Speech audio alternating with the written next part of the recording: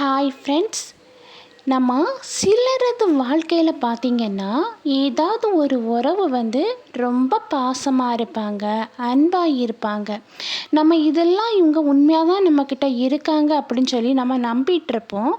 ஆனால் திடீர்னு தெரியும் அவங்க நம்ம தேவைக்காக மட்டும்தான் நம்மக்கிட்ட நடித்து பழகியிருக்காங்க அப்படின்னு சொல்லி. இப்படி தெரிய வந்தால் அப்படி தேவைக்காக மட்டும் நடித்து பழகுகிற உறவுகள்கிட்ட இதை மட்டும் சொல்லிடுங்கங்க. அதுவே உங்கள் வாழ்க்கைக்கு ரொம்ப நல்லதாக முடியும். இது உங்கள் வாழ்க்கைக்கு ரொம்ப பயனுள்ளதாக இருக்கும் அப்படின்னு சொல்லி நினைக்கிறேன். லாஸ்ட் வரை ஸ்கிப் பண்ணாமல் பாருங்கள். இப்போ நம்ம வீடியோக்குள்ளே போகலாமா? நம்ம வாழ்க்கையில் பார்த்திங்கன்னா இன்றைய சூழ்நிலையில் முந்தி உள்ள காலம் மாதிரிலாம் இல்லைங்க. இப்போ பழகிற மனிதர்கள் 100க்கு 80% உறவு முறைகள் என்ன ஆகுது அப்படின்னா தேவைக்காக மட்டும்தான் நம்மக்கிட்ட பழகிட்டுருக்காங்க. அப்போ இப்படிப்பட்ட உறவுகள்கிட்டலாம் நம்ம அந்த தேவைக்காக பழகுறாங்கன்னு நமக்கு தெரிஞ்ச உடனே இதை மட்டும் நம்ம சொல்லிட்டா நம்ம வாழ்க்கை ரொம்ப நல்லா இருக்கும். இப்போது உங்களுக்கு ஒருத்தங்க உங்ககிட்ட தேவைக்காக மட்டும்தான் பழகிறாங்க அப்படின்னா அது உங்களுக்கு தகுதியான இடம் இல்லைங்க அப்படின்னே பொருள். அதற்கு மாறாக உங்களுக்கு தகுதி இல்லாத இடத்துல நீங்கள் இருக்கீங்க அப்படின்னு சொல்லி நீங்கள் உணர்ந்துட்டு நீங்கள் அதிலேருந்து வெளியே வந்துடணுங்க. ஏன்னா தேவைக்காக பழகிறவங்க எப்போனாலும் அந்த தேவை முடிஞ்ச உடனே நம்மளை கலத்தி விட்டுட்டு போவாங்க. அது போலவே ஒவ்வொருவருடைய வாழ்க்கையிலையும் யாரையாவது நம்ம சந்திக்க நேரிடும். அப்படி ஒவ்வொருவரும் நமக்காக அனுப்பப்பட்டவர்களே, வேண்டியவர்கள், வேண்டாதவர்கள், தெரிந்தவங்க, தெரியாதவங்கன்னு யாரும் இல்லைங்க. நம்ம வாழ்க்கையில் அவர்கள் வருவதற்கு ஒரு நன்மை தீமை காரணமாக இருக்கும். ஏதாவது ஒரு காரணத்தோடு தான் ஒவ்வொருத்தரையும் நம்ம சந்திக்கிறோம். அதை புரிஞ்சுக்கணும். அது போலவே யாரையும் ஏமாற்றக்கூடிய எண்ணத்தோடு நம்ம பழகக்கூடாதுங்க. அது உறவாக இருக்கலாம், நட்பாக இருக்கலாம். உண்மையாக பழகுனா உண்மை, நேர்மை எல்லாமே அழியாத ஒரு சொத்துனே சொல்ல முடியும். அது காலம் செல்ல செல்ல தான் அதுக்கு மகத்துவம் நமக்கு தெரியவே வரும். அதனால கூடுமளவும் யாருக்கும் நம்ம நம்பிக்கை துரோகம் பண்ணாமல் இருக்கிறதே ரொம்ப நல்லது. அது போலவே எதையுமே சரியாக தேர்ந்தெடுக்கிறதுக்கு நமக்கு தெரியலைன்னா அங்கே நம்ம தேர்ந்தெடுப்பு தவறாக இருந்துன்னா அனுசரித்து போகிறத தவிர வேறு வழியே இல்லைங்க. அதனால் நம்ம இது தேர்ந்தெடுக்கிறதுக்கு முன்னாடி ரொம்ப சிந்தித்து செயல்படுவது ரொம்பவே நல்லது. அது போலவே இது ஒரு விடை தெரியாத ஒரு பயணம். கடைசி நிமிடம், கடைசி நொடி வர அடுத்து என்ன நடக்கும்னு எப்படி மாறும்னு யாருக்குமே தெரியாது. அதனால நம்ம வாழ்க்கை ஒரு விடை தெரியாத ஒரு பயணம்னே சொல்லலாம். அது போலவே தேவையில்லாத 3 செயல் என்ன தெரியுமா? கடந்து போனதை நினச்சி இடிஞ்சு போய் உட்கார்ந்துருக்கிறது. அடுத்தவரோட எப்போவுமே ஒப்பிட்டு நம்மளை பார்த்து துவண்டு போகிறது. அதே போல் எல்லாத்தையும் திருப்திப்படுத்தணும் அப்படின்னு சொல்லி நினச்சி நம்ம நிம்மதியை இழப்பது.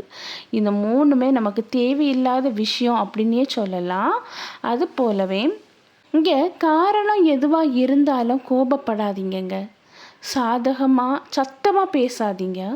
அதே போல் மனசை எப்போவுமே அமைதியாக வச்சுக்கோங்க. யோசித்து முடிவெடுங்க. உங்கள் மனசை அமைதியாக வச்சுருந்தால் மட்டும்தான் உங்களுக்கு மகிழ்ச்சியாக இருக்கும், யோசிக்க முடியும். அது போலவே உரிமை இருக்குது அப்படின்னு சொல்லி பழகுற இடத்துல தான் உரிமை இல்லை அப்படின்னு சொல்லி உணர வைக்குது சில நேரம் நமக்கு. இந்த உலகத்தில் எப்போவுமே தனியாக வாழ எப்போவுமே நம்ம தயாராக இருக்கணுங்க. ஏன்னா சிலரது திடீர்னு மாறுவாங்க பாருங்க. அதனால இன்று நீங்கள் அவர்களுக்கு முக்கியமாக இருக்கலாம், நாளை நீங்கள் அவர்களுக்கு ஒன்றுமில்லை. இதுதாங்க உண்மையான வாழ்க்கை. அதனால் கூடுமளவும் தனியாக வாழ நம்ம கற்றுக்கணும். யாரையுமே நம்ம நம்பி அவங்க கூட தான் பயணம் செய்யணும் அப்படின்னு சொல்லி நினைக்கவே கூடாது. ஏன்னா நம்ம ஏதாவது ஒரு உறவு முறைகள் தேவைக்காக மட்டும்தான் நம்மக்கிட்ட பழகிட்டு அந்த தேவை முடிஞ்ச உடனே நம்மளை தனியாக கலத்தி விட போகிறாங்க. அதனால் கூடும் அளவும் தனியாக வாழ கற்றுக்கிறது ரொம்பவே நல்லது. அது போலவே கடந்து போன ஒன்று முடிஞ்சு போனதை கண்டுக்காமல் போயிடணுங்க. ஆனால் உடஞ்சி மட்டும் போகாதுங்க யாருக்காகவும். ஏன்னா வேறு யாருக்காவது நம்ம உடஞ்சி போனால் ஒரு பிரயோஜனமே இல்லை. அந்த புரிதல் இருந்துட்டாலே நம்ம வாழ்க்கை சந்தோஷமாக தான் இருக்கும். அது போலவே ஏதாவது ஒரு கடவுள்கிட்ட போய் நம்ம தரிசிச்சுட்டா மட்டும்தான் உங்களுக்கு அருள் நமக்கு கிடைக்கும்னு இல்லைங்க.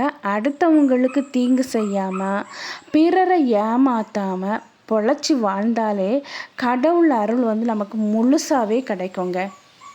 ஏமாற்றி பிழைக்கவெல்லாம் புத்திசாலித்தனம் மிகுந்தவன் அப்படின்னு சொல்லி நினைக்கலாம். ஆனால் நேர்மையாக வாழ்வன் பிழைக்க தெரியாதவன் அப்படின்னு சொல்லி நிறைய நேரம் நிறைய பேர் சொல்லதை நீங்கள் கேட்டிருப்பீங்க. வாழ்க்கையில் ஒன்று புரிஞ்சுக்குங்க. ஒருத்தங்க உங்களை நல்லா மதித்து பேசுகிறதுனால நீங்கள் உயர்ந்தவங்க அப்படின்னு சொல்லியும் பொருள் கிடையாது. அதே போல் ஒருத்தங்க உங்களை இகழ்ந்து பேசுனா நீங்கள் தாழ்ந்தவங்கன்னையும் பொருள் கிடையாது. என்றைக்குமே நீங்கள் நீங்களாக வாழ்ந்தாலே போதும். அதுவே உங்கள் வாழ்க்கைக்கு ரொம்ப சிறந்தது. உங்கள்கிட்ட உண்மையில்லாத உறவுகளை நீங்கள் ஒட்டி இருக்கிறத விட ஒதுங்கி நிற்பது மேலுங்க. ஒருத்தங்க உங்களுக்கு உண்மையாக இல்லை, தேவைக்காக மட்டும்தான் உங்கள்கிட்ட பயன்படுத்திட்டு இருக்காங்க அப்படின்னா நீங்கள் அவங்கக்கிட்ட போய் ஒட்டி இருக்கிறத விட விலகி வந்துடுது ரொம்பவே உங்களுக்கு நல்லது. அதே போல் உண்மைக்கு உறவுகள் இல்லைங்க. ஆனால் பொய்க்கு இந்த உலகத்தில் உறவு ரொம்பவே அதிகம். யாராவது ஒருத்தங்க உண்மையாக இருக்காங்கன்னா அவங்கள சுற்றி உறவு முறைகள் ரொம்பவே குறைவாக இருப்பாங்க. 1-2 பேர் தான் இருப்பாங்க. ஆனால் பொய்யா இருக்கிறவங்கள பார்த்தீங்கன்னா அவங்கள சுற்றி ஒரு பெரிய கூட்டமே இருக்கும். அதுபோல் நம்ம வாழ்க்கையில் நம்மளை வச்சு கொண்டாடக்கூடிய உறவு கூட நமக்கு வேண்டாங்க.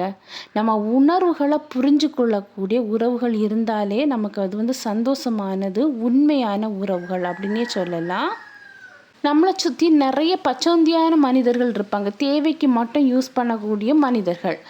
நம்மளை வச்சு ஏதாவது ஒரு தேவை இருக்குன்னா நம்ம காலை பிடிப்பாங்கங்க. அந்த தேவை முடிஞ்ச பிறகு நம்ம கழுத்தை வர நெரிப்பாங்க. அப்படிப்பட்ட உறவுகள் தான் தேவைக்காக பழகுகிற உறவுகள். அதே போல் நேர்மையான பாதையில் போகிறதுனாலையோ அல்லது மனசில் பட்டதை எல்லாம் மறைக்காமல் பேசுவதுனாலோ என்னவோ சில உறவுக்கு நம்மக்கிட்ட ஒட்டி வாழ்கிறது பிடிக்கவே பிடிக்காது. அது போலவே சில உறவு நம்மக்கிட்ட நிலச்சிருக்கணும்னு நினைப்போம். அதுக்கு புரிதலும் பொறுமையும் ரொம்ப ரொம்ப அவசியங்க. அப்படி இருந்தால் தான் சில உறவுகள் நம்மக்கிட்ட பிரியாமல் ஒட்டிக்கிட்டே இருக்கும். அதே போல் அன்பாக பழகுவதை மறந்து அளவாக பழகணும் அப்படின்னு சொல்லி கற்றுத்தருது எதுனா நம்ம அனுபவங்கள் தான். ஒவ்வொரு டேட்டுக்கும் ஒருக்கா நம்ம கேலண்டரில் அந்த தாளை ரிமூவ் பண்ணிடுவோம், கிழிச்சிடுவோம். அதே போல் தான் உங்கள் கவலையும் தினம் கிழிச்சு எரிஞ்சிடணுங்க. ஒவ்வொரு நாளும் உங்களுக்காக புதுசாக வந்திருக்கு அப்படின்னு சொல்லி புதுசாக வாழ்ந்து பாருங்கள். உங்கள் வாழ்க்கை சந்தோஷமாக தான் இருக்கும். கூடால இருக்கிறவங்க எல்லாருமே நல்லவங்கன்னு சொல்லி நினைக்கக்கூடாது. ஏன்னா நம்ம கூட இருக்கிற வரைக்கும் தான் அவங்க நல்லவங்கங்க. அதே போல் தான் உங்கள் வாழ்க்கையில் யாராவது ஒருத்தங்க உங்களை தேவைக்காக மட்டும்தான் நடித்து பழகிட்டு இருக்காங்க அப்படின்னு சொல்லி உங்களுக்கு தெரிய வரும்போது, அதுவும் குறிப்பாக உங்கள் அன்பான உறவுகள் அப்படி இருக்குன்னு தெரிய வரும்போது உங்கள் மனசு ரொம்ப வலிக்கும். அந்த வலி ரொம்ப கொடுமையாக தான் இருக்கும். ஆனால் அப்படி தேவைக்காக பழகுகிற உறவுகளை நீங்கள் தூக்கி தூர போட்டுருங்கங்க. வேண்டாம். அவங்க தேவைக்காக மட்டும்தான் நம்மக்கிட்ட பழகிட்டு இருக்காங்க அப்படின்னு தெரிஞ்சுன்னா மௌனமாக அவங்கள விட்டுட்டு வெளியே இறங்கி வந்துடுங்க. அவங்கள விட்டுட்டு தள்ளி வந்துருங்கன்னு சொல்கிறேன். ஏன்னா தேவைக்காக பழகுகிற எந்த உறவும் நமக்கு தேவையில்லை. ஏன்னா அந்த தேவைகள் முடிஞ்ச உடனே நம்மளை கலத்தி விடக்கூடிய உறவு முறைகள் உண்மையான உறவு இல்லைங்க. அந்த புரிஞ்சலுக்குள்ளே நீங்கள் வரணும். நீங்கள் கவலைப்படுறதுனால எந்த ஒரு பிரயோஜனமும் இல்லை. அவங்கள திருப்பியும் உங்கள் லைஃப்பில் வச்சுட்டு இருந்தீங்கன்னா உங்களுக்கு ஆபத்து அதிகம்னு தான் சொல்லுவேன். ஒருத்தங்க தேவைக்காக நம்மக்கிட்ட பழகிட்டு இருக்காங்கன்னா அவங்க நமக்கு தேவையில்லை அப்படிங்கிற ஒரு மனசுக்குள்ளே வந்துடுறாங்க. இவங்களா இருந்துட்டு இப்படி நம்மளுக்கு தேவைக்காக நம்மளை யூஸ் பண்ணியிருக்காங்களே அப்படின்னு சொல்லி நீங்கள் யோசிக்காமல் இவங்க இப்படித்தான் அப்படின்னு சொல்லி யோசிச்சுட்டு இந்த தேவைக்காக பழகிற உறவு எனக்கு தேவையில்லை ஏன்னா உண்மையாக நேசிக்கிற உறவு ஒன்று இருந்தாலும் போதும் அப்படின்னு சொல்லி நீங்கள் வெளியே வந்து பாருங்கள், உங்கள் வாழ்க்கை ரொம்பவே நல்லதாக இருக்கும். ஓகே ஃப்ரெண்ட்ஸ், இந்த வீடியோ உங்களுக்கு பயனுள்ளதாக இருக்கும் அப்படின்னு சொல்லி நினைக்கிறேன். நான் நெக்ஸ்ட் வீடியோவில் உங்களை மீட் பண்ணுறேன். அதுவரை பை, see you.